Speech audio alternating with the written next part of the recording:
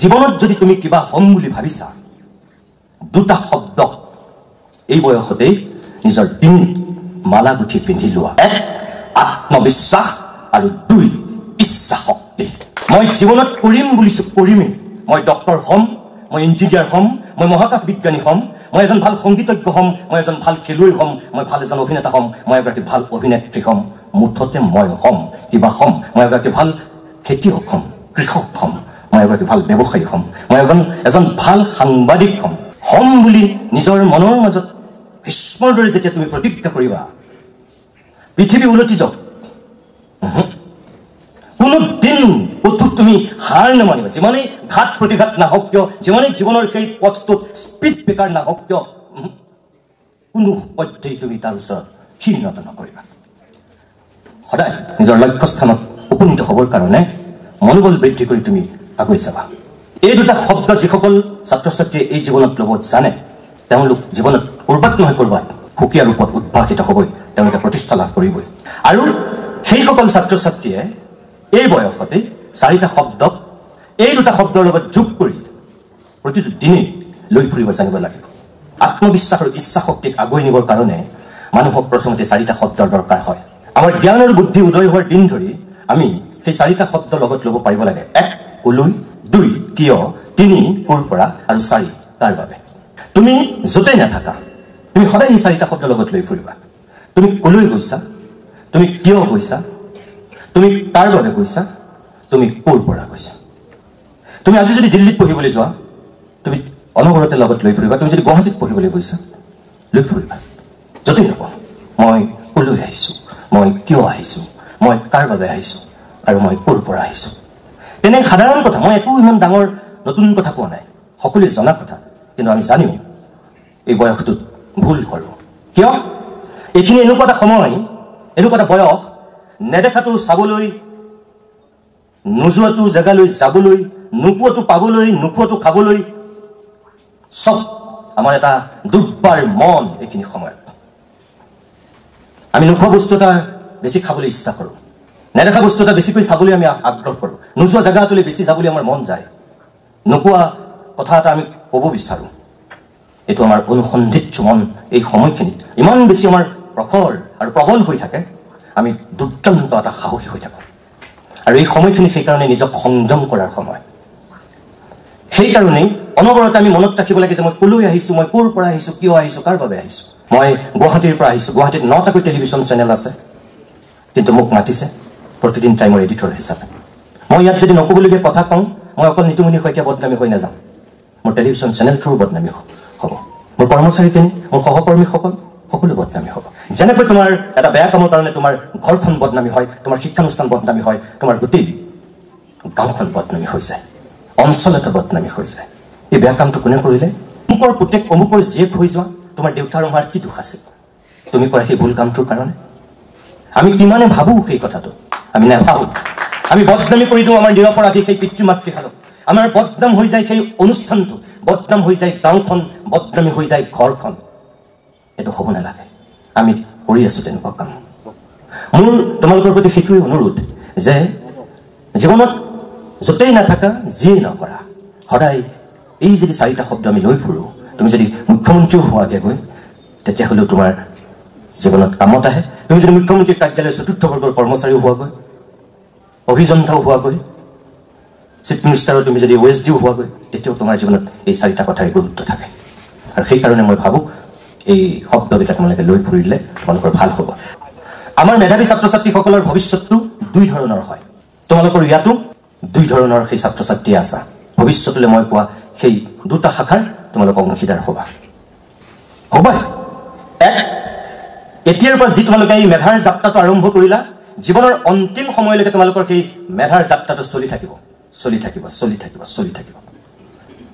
আৰু আন একাংশৰ তাৰ ওলোটা হ'ব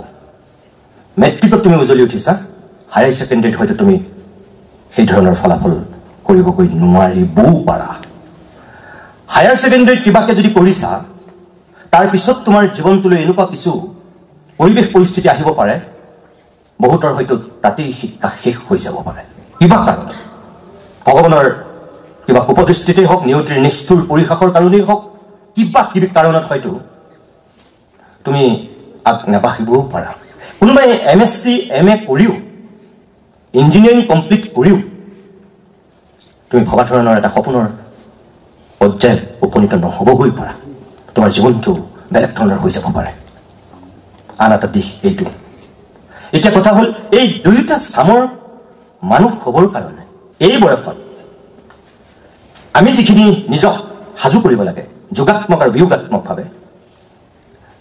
ইয়াৰ কাৰণে মই কিছুমান মানুহৰ তোমালোকক মই উদাহৰণ দিব পাৰোঁ যিবিলাক মানুহ আজি অকল এটা জেনেৰেশ্যনৰ কাৰণে নহয় গোটেই পৃথিৱীৰ কাৰণে গোটেই বিশ্বৰ কাৰণে তেওঁলোক আজি নমস্য ব্যক্তি হৈ আছে নিজৰ সেই শক্তিটোৰ কাৰণে এই যে মই ক'লো দুটা শব্দ আত্মবিশ্বাস ইচ্ছা শক্তিৰ কাৰণে পৃথিৱীৰ অন্যতম শ্ৰেষ্ঠ বিজ্ঞানীৰ 5 জনৰ ভিতৰত আমি আইনষ্টাইনক ধৰোঁ তোমালোকে বহুতেই চাগে গম পোৱাৰ বহুতেই গম নাপাবও পাৰা সেই আইনষ্টাইন ছাত্ৰ অৱস্থাত কেনেকুৱা আছিল সেই আইনষ্টাইনে 3 বছৰ বয়সলৈকে কথা কোৱা নাছিল সেই আইনষ্টাইনে বট মেজাজিৰ কাৰণেই ইখনৰ পিছত সিখনকৈ স্কুল খলাই ফুৰিছিল আৰু সেই আইনষ্টাইনক শিক্ষকে কি বুলি কৈছিল এই ল'ৰাটোৰ জীৱনত একো কাম কৰিব নোৱাৰে স্বয়ং প্ৰধান শিক্ষকে কৈছিল বট মেজাজৰ কাৰণে স্কুল খলাই ফুৰা 3 বছৰ বয়সলৈকে একো কথা নোকোৱা আৰু বেলেগ ধৰণে তেওঁ কথা কোৱা বট মেজাজৰ সেই আইনষ্টাইনে পৰৱৰ্তী সময়ত পৃথিৱীৰ অন্যতম শ্ৰেষ্ঠ বিজ্ঞানী হৈছে এই যে বিজুলী বাতি জ্বলি আছে টমাছ আলভা এডিসন বিজুলী বাতিৰ আৱিষ্কাৰক টমাছ আলভা এডিসন ইমানেই বেছি পঢ়াত গাধা আছিল যাৰ কাৰণে মাকে স্কুলৰ পৰা লৈ যাবলগীয়া হৈছিল আৰু মাকে কি বুলি কৈছিল ওচৰ চুবুৰীয়া যেতিয়া সুধিছিল আপোনাৰ ল'ৰাটো যে স্কুললৈ নোযোৱা হ'ল কিয় কোন বাৰু মাকে ক'ব পাৰিব যে মোৰ ল'ৰাটো চৰম গাধা কাৰণে স্কুলৰ পৰা লৈ আহিলোঁ বুলি কোৱা নাছিল মাকে ওলোটাকে কৈছিল মোৰ ল'ৰাটো ইমানেই চোকা স্কুলত শিক্ষকে যিবোৰ পঢ়ুৱাই সি আগতীয়াকৈ গম পাই যায় সেইকাৰণে স্কুললৈ পঠোৱাৰ কোনো প্ৰয়োজনীয় বোজ কৰা নাই ঘৰতে ৰাখি মই তাক পঢ়ুৱাইছোঁ মাতৃৰ মমতাময়ী সেই বুকুখনে তেনেকৈ নিজক সান্তনা দিছিল আনক মিছা কথা কৈছিল কিন্তু মাকৰ পুতেকৰ ওপৰত থকা আস্থা আৰু বিশ্বাস কোনো পৰ্যায় হিন্দেৰি হোৱা নাছিল এই টুকটাকৈ যে কিবা সৃষ্টি কৰি থাকিব বিচৰা মগজটোৱে যে টমাছ আলভা এডিসনক অনবৰতে ৰুকি ৰুকি খাইছিল সেইকাৰণে তেওঁ তেতিয়াই বিজ্ঞানৰ সা সঁজুলি যেনেকৈ পাৰে গোটাই দিছিল আৰু এটা সময়ত মাকৰ সহযোগিতাত আটাইতকৈ গাধা বুলি ভবা ল'ৰাটোক স্কুলৰ পৰা উলিয়াই দিয়া সেই তেনেকুৱা পৰিৱেশ পৰিস্থিতিৰ মুখামুখি হোৱাৰ পিছতো টমাছ আলভা এডিসনে 1000 বস্তুৰ আৱিষ্কাৰ কৰিছিল তাৰ ভিতৰত অন্যতম আছিল এই বিজুলী বাতি পৃথিৱীৰ অন্যতম এজন শ্ৰেষ্ঠ বিজ্ঞানী নিউটন এই যে আমি মধ্যাকৰ্ষণ শক্তি আৱিষ্কাৰক নিউটন কেনেকুৱা আছিল নিউটনৰ চিন্তা শক্তি নিউটনে নিজৰ চাকৰটোৰ পৰা বহুত কথা শিকিছিল তাৰপিছত নিউটন আজি পৃথিৱীৰ অন্যতম শ্ৰেষ্ঠ এজন মেধাৱী ছাত্ৰ ইয়াৰ ওলোটাকে যদি মই কওঁ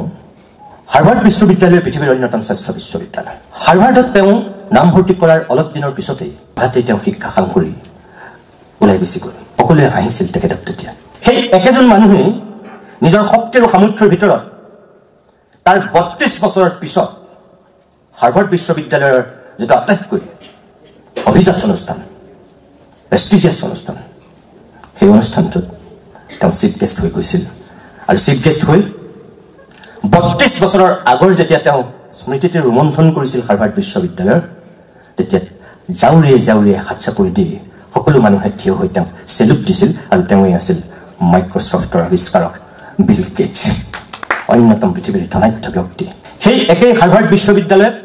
10 বাৰ আবেদন কৰি 10 বাৰেই বিফল হৈছিল আন এজন ছাত্ৰ 10 বাৰ বিফল হোৱাৰ পিছতো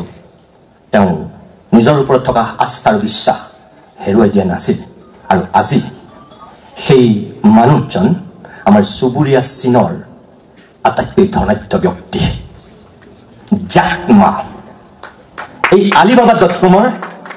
অন্যতম তেওঁ প্ৰতিষ্ঠাপক অধ্যক্ষ এজন মানুহ ইমানেই তেওঁ শৈশৱত পঢ়া শুনাত বেয়া আছিল যাৰ কাৰণে তেওঁ স্কুল বাদ দি বাছৰ কণ্ডাক্টৰ হৈছিল বাছৰ কণ্ডাক্টৰ হোৱাৰো তেওঁ এটা সময়ত যোগ্যতা হেৰুৱাইছিল মালিকৰ দৃষ্টিত কাৰণ তেওঁ হিচাপ ভুল কৰিছিল আৰু মালিকে গতিয়াই উলিয়াই দিছিল সেই বাছৰ কণ্ডাক্টৰ হোৱাৰ যোগ্য নহয় বুলি কিন্তু সেই মানুহজনে পৰৱৰ্তী সময়ত নিজৰ প্ৰতিভাৰ বলত পৃথিৱীৰ অন্যতম এটা শক্তিশালী জাতি ইংৰাজ সেই ব্ৰিটেইনৰ প্ৰধানমন্ত্ৰী হৈছিল তেওঁৰ নামটো আছিল জন মেজৰ। আন এজন সেই ব্ৰিটেইনৰে প্ৰাক্তন প্ৰধানমন্ত্ৰী, তোমালোকে সকলোৱে জানা, আপোনালোক অভিভাৱকসকলে তেখেতৰ নাম জানে। দ্বিতীয় বিশ্বযুদ্ধৰ সময়ত গোটেই পৃথিৱীৰ এগৰাকী মহান নায়ক নেতা উইনষ্টন চাৰ্চিল কি আছিল আৰু কি পৰ্যায়ৰ পৰা গৈ উইনষ্টন চাৰ্চিল এই চাৰ্চিলজন হৈছিলগৈ। এনেকৈ আমি পৃথিৱীৰ বহুতৰ নাম ক'ব পাৰোঁ। নেলছন মেণ্ডেলাৰ পৰা এই APJ আব্দুল কালামৰ কথা, যি মোৰ সপোনৰ এজন মানুহ। আমাৰ APJ আব্দুল কালাম কোনখন ঘৰৰ পৰা আহিছিল? তেওঁ পঢ়া শুনাত কেনেকুৱা আছিল? খুব চোকা ল'ৰা আছিল নে? নাছিল, মধ্যমীয়া আছিল, মাছমৰীয়াৰ ল'ৰা আছিল। কিন্তু তাৰ পিছতো পৃথিৱীৰ অন্যতম শ্ৰেষ্ঠ বিজ্ঞানী, অকল ভাৰতবৰ্ষৰে নহয়, প্ৰথমগৰাকী আণৱিক বিজ্ঞানী, যি আমাৰ ৰাষ্ট্ৰপতিৰ পদ অলংকৃত কৰিছে। আন এজন মাছমৰীয়া ল'ৰা গোটেই পৃথিৱী বিখ্যাত হৈছিল, তেওঁৰ নামটো মোৰ মনলৈ আহিছে। তোমালোকে সকলোৱে জানা, যিসকলে তোমালোকে ক্ৰিকেট খেলি ভাল পোৱা। সেই মাছমৰীয়া দেউতাকে পুতেকক যেতিয়া সাগৰৰ পাৰত মাছ ধৰিবলৈ গৈছিল, বা সাগৰৰ মাজত যেতিয়া মাছ ধৰিবলৈ গৈছিল,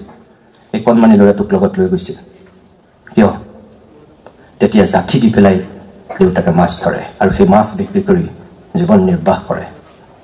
দেউতাকে চকুৱে ধৰিব নোৱাৰে কেতিয়াবা, কিন্তু পুতেক সেই কণমানি বয়সতেই ইমানেই তীক্ষ্ণ, ইমানেই প্ৰখৰ চকুৰ জোৰ, য'ত দেউতাকক কয় এই জেগাত মাৰা, আৰু দেউতাকে সেই জেগাত এটেক কৰে। তাৰপিছত সাগৰীয় মাছ ধৰে। অনবৰত সেইকাৰণে লৈ গৈছিল পুতেকক। আৰু সেই মাছমৰীয়া পুতেকজনেই পৰৱৰ্তী সময়ত বিশ্বৰ অন্যতম শক্তিশালী ক্ৰিকেটাৰ সনত জয়সূৰ্যা, শ্ৰীলংকাৰ। এই মানুহবিলাকৰ দুটা ৰূপ আছে। চাৰ্টিফিকেটৰ মাৰ্কশ্বিটত চোকা নহ'লেই জীৱন বৃথা বুলি যিসকলে ভাবে, মই তেওঁলোকৰ কাৰণে এই মানুহখিনিৰ উদাহৰণটো দি আছোঁ। মোৰ মতে তেওঁলোক মগজুভাৱে চোকা, প্ৰখৰ, তেওঁলোকো প্ৰতিভাশালী, কিন্তু তেওঁলোকৰ ক'ৰবাত ভুল হয়। কেতিয়াবা নিজক লৈ যোৱাত আমাৰ মানুহৰ ভুল হয়। সেইকাৰণে আমি নিজৰ সন্তানক কেতিয়াবা ভুল পথেদি লৈ যাওঁ। যিটো কথা এই আইনষ্টাইনৰ উদ্ধৃতিৰে ঋষিকেশ গোস্বামী ডাঙৰীয়াই আপোনালোকক কৈছিল যে আমি প্ৰত্যেকেই জিনিয়াছ, পৃথিৱীলৈ অহা প্ৰতিটো শিশুৱেই জিনিয়াছ। একদম সঁচা কথা কৈছিল আইনষ্টাইনে। কিন্তু সেই জিনিয়াছ হ'ল বুলি আপুনি যদি এটা মাছক তাল গছত বগাবলৈ দিয়ে, গোটেই জীৱনটো আপুনি চেষ্টা কৰি থাকিলেও কেতিয়াও আপুনি তাল গছত মাছটো বহাব নোৱাৰিব। আমাৰ অভিভাৱকৰ দায়িত্বটো তাতেই। আপোনাৰ ল'ৰাটোৱে কি বিচাৰিছে, সি কি হ'ব বিচাৰিছে, তাই কি হ'ব বিচাৰিছে, আমি সেইটোত গুৰুত্ব দিয়াটো আমাৰ খুব দৰকাৰ। আটাইতকৈ যদি আপুনি তাক বা তাইক ভালকৈ চিনি পায়, কোনে চিনি পায়? আপুনি। আমি তাইৰ প্ৰতিভা অনুযায়ী আমি আগুৱাই দিব লাগে। আমাৰ ভুল তাতেই। মই অকল পাঠ্যপুথি কেন্দ্ৰিক সেই বৃত্তটোৰ ভিতৰতেই আবদ্ধ কৰি যিসকলে মুখস্থ কৰি অকল নম্বৰৰ নিগনি দৌৰত নমায়, সেইসকল অভিভাৱকৰ কাৰণে মই কৈছোঁ যে আপুনি যদি সেইটো ভুল কৰিছে এই বয়সলৈকে, তেনেহ'লে আপুনি নিজৰ চিন্তাটো তাৰ পৰা অলপ আঁতৰাওক, আপোনাৰ বৃত্তটোৰ পৰিসৰ আপুনি বহলাওক। ভুল সি বা তাই আপুনি বিচৰাৰ ধৰণে সেই মুখস্থ বিদ্যাৰ মাজত ৰাখি আপুনি প্ৰকৃত মানুহ কৰিব নোৱাৰিব। নম্বৰ পোৱা মানুহহে হ'ব। সি ভৱিষ্যতলৈ এই আধুনিক পৃথিৱীখনৰ এজন উপযুক্ত নাগৰিক হোৱাত ক'ৰবাত সি উজুতি খাব, তাই ব্যৰ্থ হ'ব। সেই ভুলটো আপুনি নকৰিব। আপোনালোকলৈ মোৰ সেইটো অনুৰোধ। এই যোৰহাটত যোৱা বছৰ শেষৰ ফাললৈ এটা ঘটনা ঘটিছে। মই প্ৰথম সেই উদাহৰণটো আপোনালোকক দিছোঁ। এজন পুতেক বিদেশত থাকে, আন এজন পুতেক বেংকক নে গেংটকত থাকে, আৰু তেখেতৰ একমাত্ৰ জীয়েক উচ্চ শিক্ষিত, ডক্টৰেট ডিগ্ৰীধাৰী, কিন্তু তেওঁলোকৰ একমাত্ৰ মাতৃগৰাকী বাতৰিৰ শিৰোনামলৈ কেনেকৈ আহিছিল? উৎকট গেলা গৰমত যোৱা বছৰ যেতিয়া 15 দিন ধৰি বিচনাখনত পৰি থাকি গেলি দুৰ্গন্ধ হৈ জকা হৈ গৈছিল, তাৰপাছত তেওঁ বাতৰিৰ শিৰোনাম হৈছিল। তেওঁ পুতেক জীয়েকক মানুহ কৰাৰ কাৰণে শিৰোনাম হোৱা নাছিল। হাতৰ বিচনীখনো সেই বিচনাখনতেই তেনেকেই তেওঁ হাতত থাকি গৈছিল। এই যোৰহাটৰ দুৰ্ভগীয়া মহিলাজনীলৈ মনত পেলাওক আপোনালোকে। তেওঁ কি কৰা নাছিল নিজৰ সন্তানৰ কাৰণে? ঠিকেই হয়তো ডাঙৰ মানুহ কৰাৰ সপোন দেখিছিল, ঠিকেই ডক্টৰ, ঠিকেই ইঞ্জিনিয়াৰ, ঠিকেই প্ৰফেচৰ বনোৱাৰ সপোন দেখিছিল, আৰু সঁচাকৈ তেওঁ সেই সপোনৰ পিছত লৈ যাবলৈ সক্ষম হৈছিল নিজৰ সন্তানক। কিন্তু তাৰপিছত মোৰ সেইসকল অভিভাৱকলৈ মোৰ অনুৰোধ, আপুনি নিজক যদি এই যে মই ক'লো নম্বৰৰ নিগনি দৌৰত নমাই নমাই যদি আপুনি তেনেকুৱা মানুহ কৰে, তেতিয়াহ'লে মই নাভাবোঁ যে আপুনি প্ৰকৃত এজন মানুহ ঘৰত সৃষ্টি কৰি আছে বুলি।